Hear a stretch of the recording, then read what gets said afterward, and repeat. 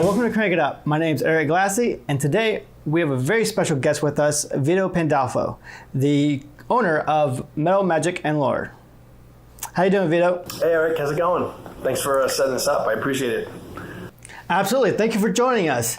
So you are the co-creator of Metal Magic and Lore, is that correct? Yes, myself and Andrew Kozak. And we co-wrote the game back from like 2004 to 2007, and we published it for the first time in 2007. Excellent. So what was the process of creating a whole game from, I really don't think it's from scratch, because it was kind of a homebrew, right? Yeah. Well, in our 20s, some years ago, probably a decade before that, we were playing a homebrew that we had just developed because we wanted a certain type of feel to our fantasy game. And as we were developing that over time, one day we just said, hey, let's go back to that and see if we can publish it. So that's the rest is history. We ended up publishing it in 2007, and we released it at Origins Game Fair in Ohio, Columbus, Ohio. So that's it. The rest is just history since, right? So y'all are more gritty, MMO a lot more grittier than most high fantasy games. So why did y'all choose to go that route? I think it was just personal preference and style. I mean, there were a lot of, the notion of high fantasy has been around for quite a while, and we like it. We always love high fantasy, of course. I mean, that's where I cut my teeth on role-playing gaming, right, years ago. I mean, I've been gaming for 40 years now. My first game was the pink box edition of Dungeons & Dragons. It was awesome. I just think as I changed over time, we started wanting to have the situations for characters be a little bit harder and have the villains and the evils that we were dealing with be a little bit more grounded in daily living and just feel more realistic. It just felt better for us. So I think it was nothing more than personal preference. It didn't have to do with, criticism of anything that was already out there. Rather than trying to fix another game system, we just ended up writing our own. So that's essentially what it came down to. So what made y'all decide to go with a sandbox skill set versus a typical fighter, cleric, druid class type of play? Well, classes are great when you don't know, if you've not played before and you don't know what to play, and you want to get like an archetype idea, right? That's where classes came into play, I think, in the role-playing world. But we were inspired by a lot of literary works, right? Characters from J.R.R. Tolkien and even characters from Terry Brooks in the Sword of Shannara series. And Andrew was an early reader of the Robert Jordan material and Conan the Barbarian. And we just wanted to try and replicate characters that we read about in literary novels. And the idea of using individual skills to assemble those characters just made more sense. I mean, there are limitations to it, of course, but if you want to create an original character, that's the way you do it. So that was what inspired it initially. So from 11 years ago to now in 2019, what's the journey been like? Crazy. I mean, when we came out in 2007, so much was changing in the role-playing game world. The D20 system was going through a lot of changes in the marketplace. Pathfinder and D&D were both going through their own alterations. Pathfinder was relatively new. PDFs had newly been out in the marketplace, but no one really knew how to use them in the market space, or people would be stealing material or what they'd be doing with PDFs. The digital technology had been changing. The use of the internet and social media was just starting on a rise, so that was all new. So there was so much changing in the marketplace. When we released the game product, it was really, really well received, but we quickly found ourselves behind the market, probably within 2 years. So even though the content of Metal Magic and Lore is really cool, the format and our delivery system and the way we edited the game and the way we wrote it, that all went out of date very quickly. But the thing that's really interesting is that people find the game. They find the game and they buy it. We've always sold direct to the customer. We really don't sell through distribution and retail, which is fine because distributors and retailers have their own concerns they have to worry about. And that's cool, but we have always sold directly to the customer. The game's sold in 30 states of the U.S. now, and 6 or 8 other probably 8 other countries now, including South America, Europe mostly. And even when we were running our Kickstarter, even though the Kickstarter didn't fund, We even had some interest in South Korea. So people around the globe looking for our game system, looking for an alternative, and that's been mostly the journey, is trying to figure out what do you guys want and what can we give you and what order of priority. So you mentioned the Kickstarter. You mentioned PDFs. There's news on the horizon about new stuff coming out? Yeah. So the Kickstarter itself was an experiment for us. We wanted to see if we could fund an entirely new way to revamp and revise Metal Magic and Lore with Kickstarter. It didn't fund. It didn't matter to us because we still had a plan in mind.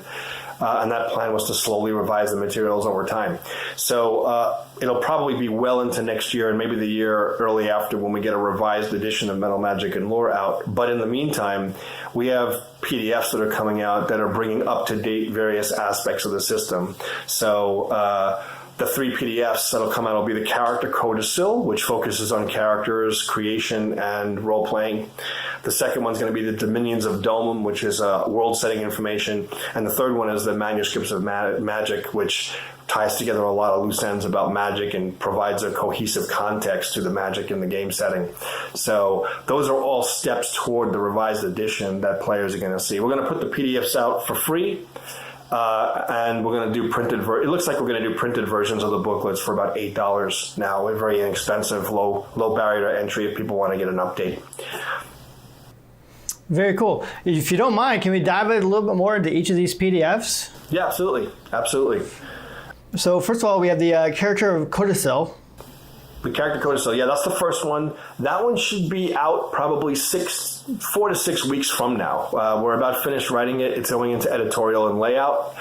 And the Codicil is going to do a few different things. First of all, it's going to give you an entirely new way of rolling up characters that's more consistent than the way you do it now. So I know you have videos on how to do it now. This one's going to provide a more structured format for it and bring more consistency from the character's past into the character's future. So the way you get experience in this game now is going to be the same experience system that you're using to build your character. So it's all one continuous. So when you start a character at a certain age, that character has a history already, right? Yeah. That character also is going to have a certain amount of experience, and you're going to be using that experience to buy your skills.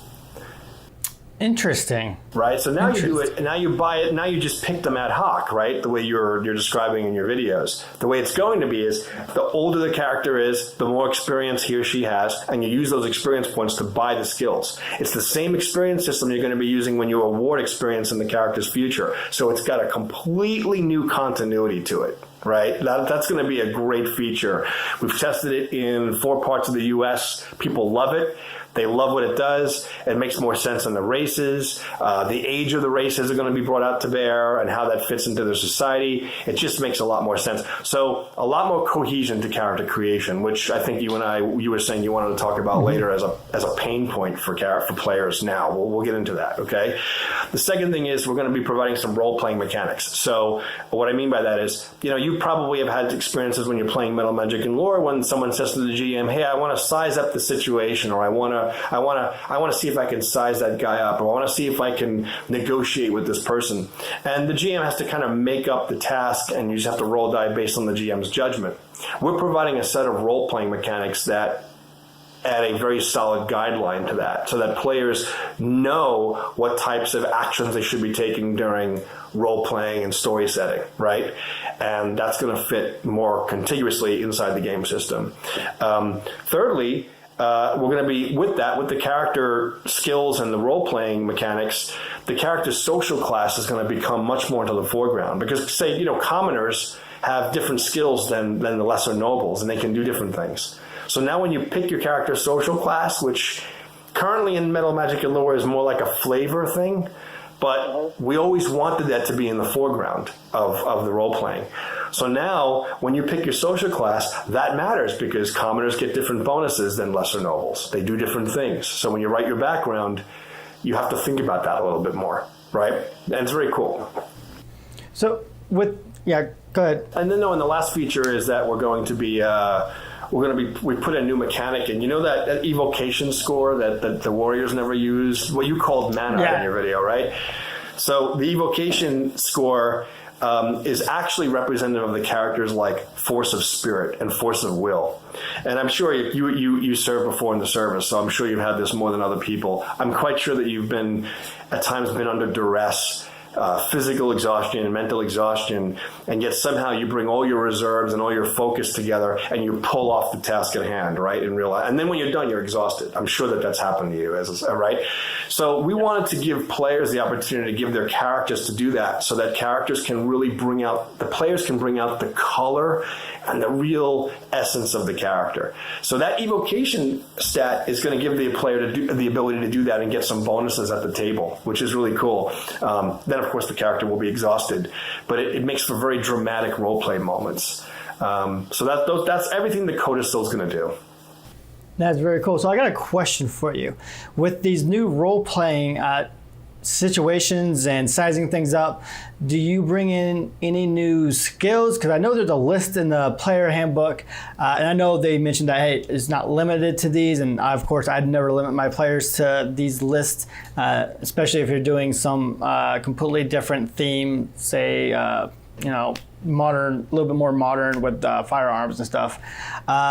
Do you have any more new social skills, I should say? Yeah, we're going to be amending that skill list a little bit to clean it up, because some of the skills in there are a little bit more vague than they should be, and sometimes the skills overlap a little bit. So we're going to clean that up. We're going to provide some new skills that are there. But again, they're not limited. They're not really limited. It's almost impossible to put yourself in the mindset of another setting and determine every possible skill in that world, right? So with that, we want to give the GM and the player the ability to be creative where that's concerned. But we want to clean up the skill list as it is now, so people have a big reserve in what to use. I didn't mention this to you on the phone before, but I should mention it now. Currently, your skills are tied to a particular attribute where you get a bonus, right? Mm-hmm. Okay. So what we figured out, though, is that very often two different characters can apply a different attribute to a certain skill because they're different styles. So let me give you a perfect example. Languages, for example. Some people learn languages because they're really academically intelligent, and some people learn languages because they have a very creative mind. And both those, and in our game, that would be intellect or creativity. Okay? Yeah. So one of the new things that the Codicil is going to allow in the role-playing mechanics is it's up to the player to advocate to the GM.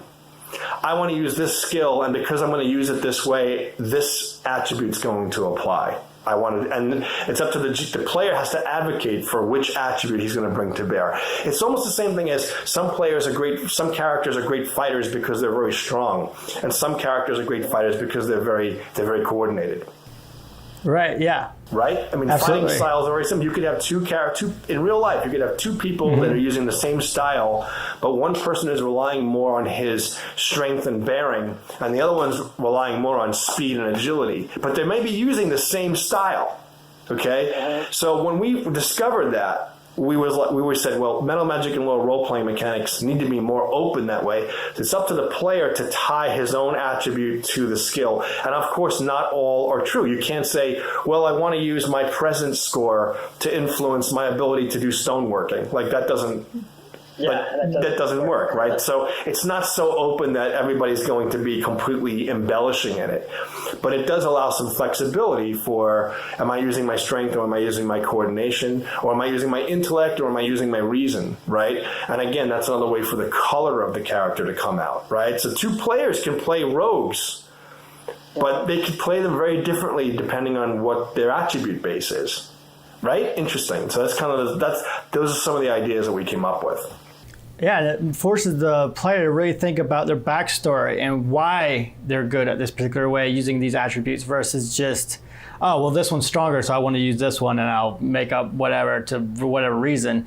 It makes them really think about, well, I mean, why am I so strong? I'm strong because I do this, and this is why I do it that way. And it's one of the reasons why we say, in Metal Magic and Lore, you avoid combat as much as you can. We wanted to give players more of a foundation to use their role-playing survival skills, whether it's urban or rural.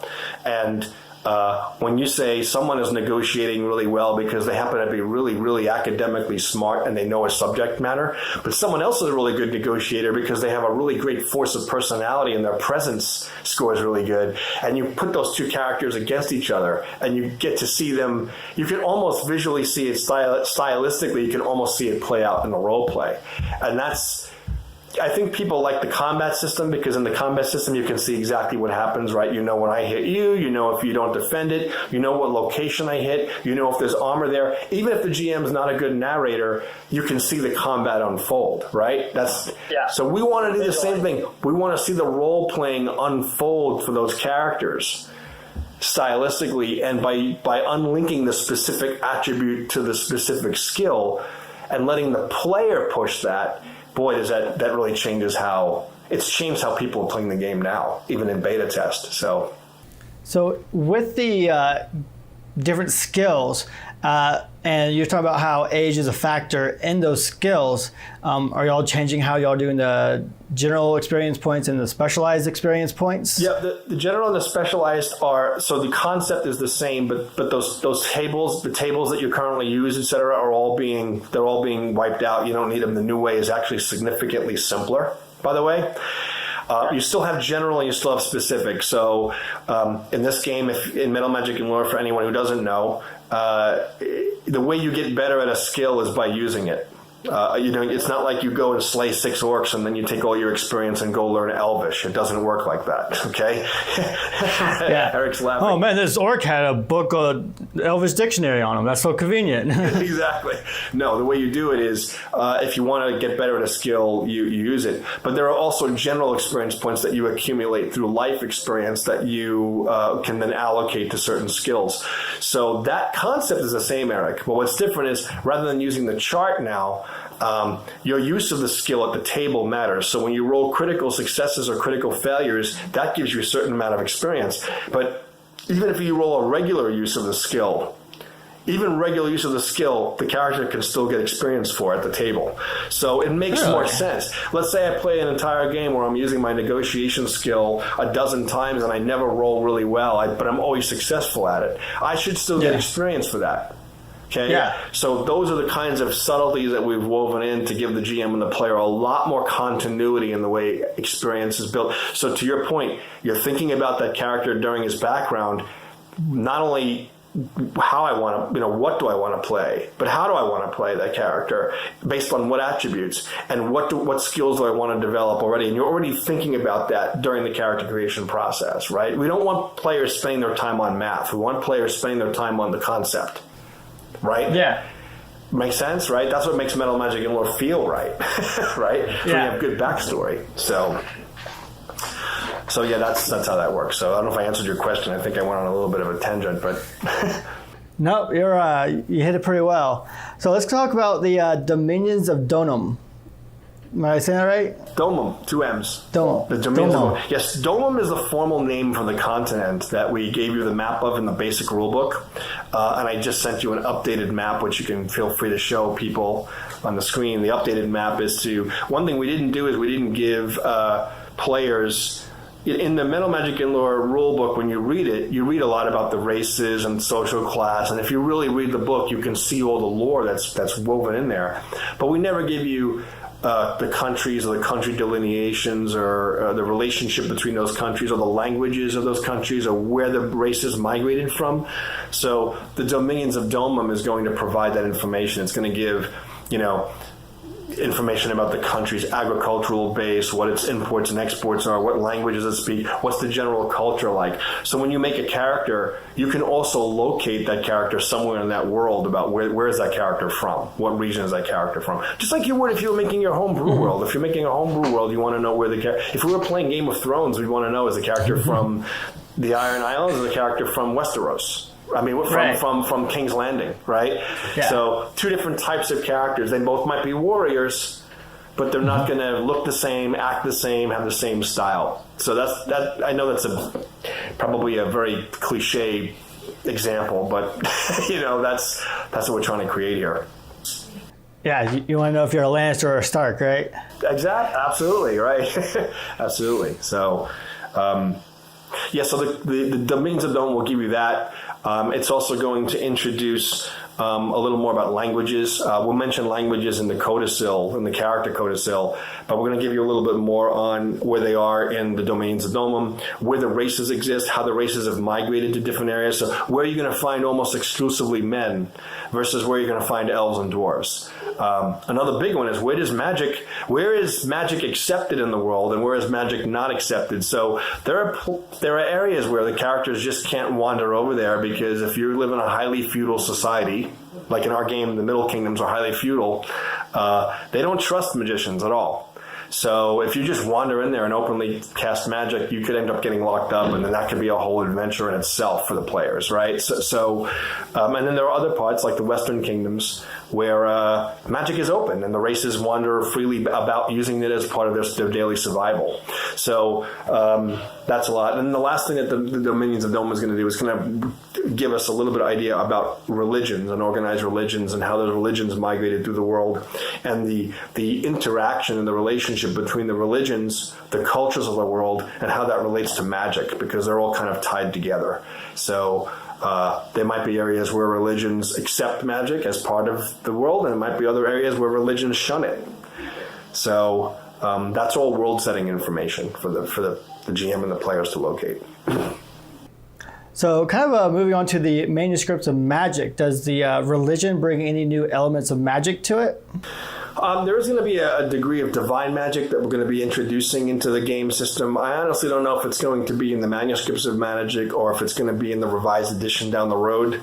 There will be some. And the idea, though, is that the magic is going to be of a very different nature than what people might be used to from other game systems. So the types of things that the religious magic would be are really through ritual. So they're going to be things like making areas very sacred so that, say, undead can't walk into them, or blessings that give characters some luck, or other blessings that allow a character to heal a little bit more quickly than he normally would, things like that. So as opposed to a cleric walking around and calling a column of flame down from the sky, or the hand of his god coming in to intervene with the current battle at hand, you probably won't see any of that. But you will see things like stabilizing a character who might be on the verge of death, or things like that. Like that's, blessings for luck and things like that. So yeah, there'll be a little bit of that. So with the original book, we have the three main elements of magic: wizard, elementalism, symbolism, and with the journeyman, we brought out with the alchemy, and then where you can enchant weapons and enchant items. What does the manuscripts of magic bring to the table? So the manuscripts of magic, it's going to do things. The manuscripts of magic is going to do a couple of things. The first thing it's going to do is it is going to clean up there are some spells in the basic game that we noticed aren't quite scaled quite right. We generally get our scaling pretty well, as you know, in the game, but there are still a couple of things we want to see revised. So we're going to provide a little bit of errata there to clean that up. But we're also going to introduce the relationship between those magics, why they exist that way through the ages, and talk about other peripheral magic. So, for example, a very simple one would be shamanism. Shamanism in a very primitive form of, what do you do with the witch doctor in the tribe, or, the person that comes out wearing a whole band of feathers and shrunken heads, and what is that magic like versus the main schools that we have. And then either other schools like illusionism or summoning, or even as far as necromancy, we will start giving you some context for the darker arts of magic. And a lot of the darker arts are not available to players for their use, but they do provide context for the game master and the players to understand the world. Now listen, this is a homebrew, and you guys can do anything you want to do. If you want to have evil characters running around using dark arts, no one can stop you. But I'm just letting you know, we're not writing the game system for that purpose, right? The game system is generally viewed as a group of fairly good characters trying to fight against or resist against evils in the world, right? So that's good, because I just made a character. Well, I'm helping a player make a character that wants to be a necromancer. So I was like, totally want to use that for her. So what's interesting is that, you know, when I mentioned earlier in the character creation process that age of character matters, right? Mm-hmm. So a necromancer is an interesting thing because we're going to be providing the guidelines, but what you're going to see is unless you age that character significantly, being a necromancer is going to be nearly impossible because of the amount of skills that it needs, the amount of skills that the character needs to study in order to begin to imbue life to things that are dead or bastardize the cycle of life, which is what's the goal of every necromancer in every setting? To be immortal. Zombie. Oh, okay, yeah. I was going to say be immortal. I was thinking more of an army of undead, but yeah, being immortal will be right. First. They want to bend the law of life, right? That's what necromancers want to do. So in order to do that, you have to study so much and make sacrifices. So necromancers are characters that are missing a hand because it was given up through a ritual in order to gain some access to power or a pact with some spirit, right? They're characters that are not young because they've already had to study a little bit of symbolism, a little bit of elementalism, a little bit of wizardry, shamanism, witchcraft, right? So they've had to study all these other arts and kind of. So when you put it in a context that makes sense in metal magic and lore and you think it out, you end up saying, well, my character's a necromancer and he's 62, which means all his attributes take hits. Right? Yeah. So that's, I know I'm tying it back to an earlier conversation we had about why age and experience matter, but when it's no longer just an isolated idea, oh, I want to be a necromancer, you have to actually put it in the context of a life of a character. Gotcha. Yeah. Right? If you study necromancy as a young person, all you're doing is studying one of the necessary skills required to become a necromancer 2 decades from now. So it takes a very, very long time. And there are other arts like that. Summoning is an art that takes a long time and things like that. So that's to just give you a little more of an insight as to what to expect. Yeah, that makes sense because then you got to build out. It gives you another reason to flesh out why your character, who he is. It's all about the background and fleshing out your character, really. Yeah. Yeah, you know the collective casting that's in the journeyman's rules, right? There's a rule in there where you can tap into the evocation of another character. Yes, yeah. So the purpose of that is when you want to modify spells and make them very powerful, a bunch of people can get together and you can use everyone's life force, everyone's mana pool to cast that. Well, necromancers are an example of a character that can forcibly tap into someone else's mana pool, as you might call it, but that's not easy. That's not an easy skill. That's, they're resisting you the entire time, right? They're not being cooperative. They don't want you to steal that energy. Yeah. So that's a high level skill. It's not that's not for the faint of heart, right? So right, it's not for the newbie. So first of all, I love that you use alliterations for all these PDFs. That was just a personal English preference of mine that I just found amusing. Well, Brent Shumley, who is our new premier artist, also when I gave him the assignment, look, these are the PDFs we want to put out. All that cover naming is him. He came up with all that, and we went back and forth a little bit, but I thought they were great. I looked at them right away, and I was like, these are awesome. They're so cool. So I'm glad you pointed that out. Yeah, I love the alliterations. It's great. So when are you said we're looking at these 4 to 6 weeks for characters, codicil, 3 to 4 months after that? 2 to 3 months for the Dominions of Domum. Some of the material in the codicil will be used for the Dominions of Domum, and we already have a bunch of it written. We just have to compile it up and then get it laid out. A lot of these are background notes that we've had in the design for quite some time. We just haven't released them.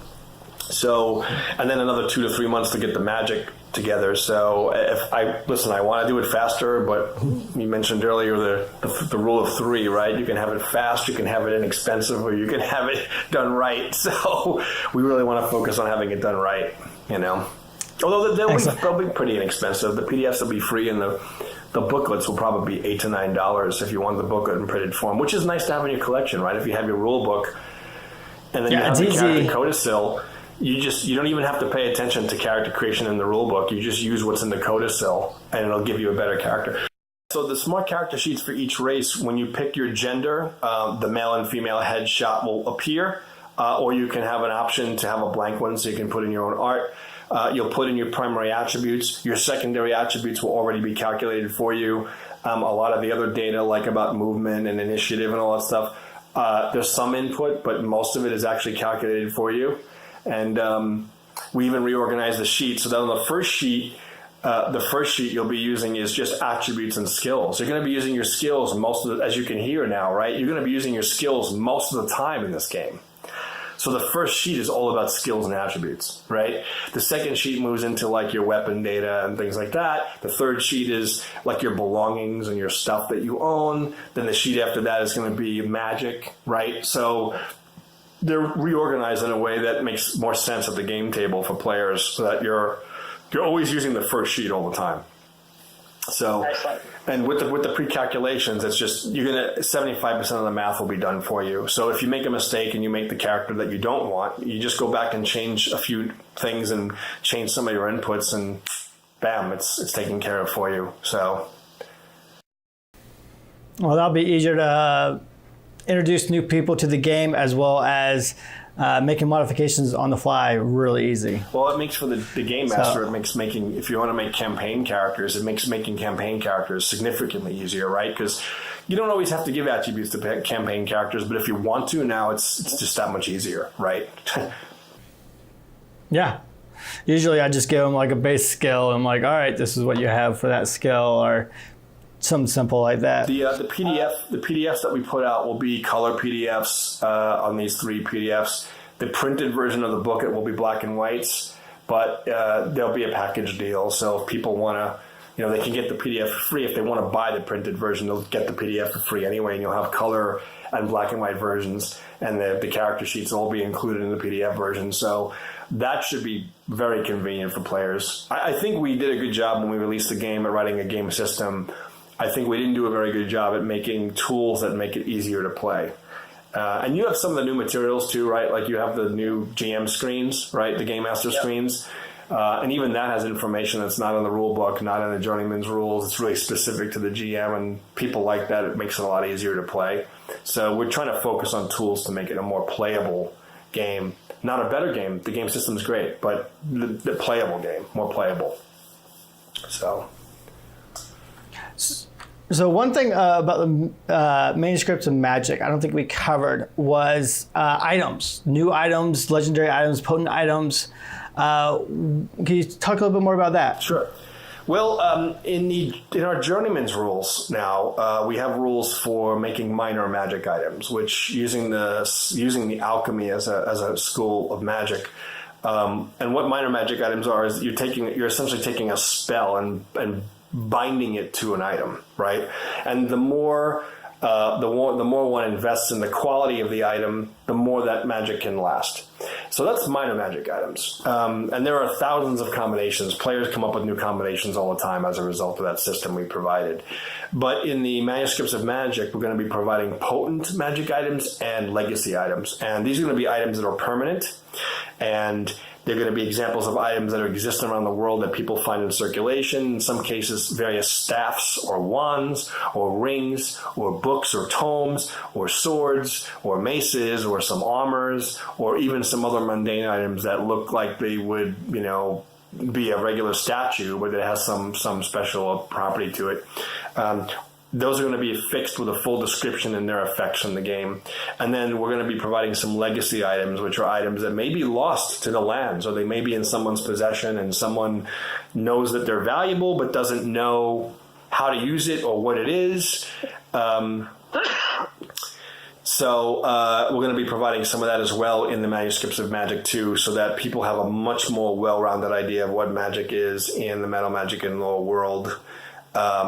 Again, they're not going to be nearly as prevalent as you would in other fantasy games and as you'd expect, but they will be around, and they will provide the GM with some more potential storylines and adventures to, hey, this thing was lost in the East in the Desert of Bones, and no one's seen it for 50 years. I'm going to pay you to go find it and retrieve it for me. Go get it. That's an adventure, right? Go find the magical thingamabob is an adventure, right? So... And then they have the moral quandary of do they return it or do they use it and keep it and use it? Yes, it's a whole other question. You know, in Metal Magic and Lore, it's not really a good idea to keep that stuff because you can make enemies fast, you know. Yep, sure you can. By the way, for those of you who want to play Necromancers in this game, go ahead and try it because people will hunt you down. That's just... I love that. You're always like fending off like bounty hunters, scalpers. So let's move on to conventions this year. What do we got planned?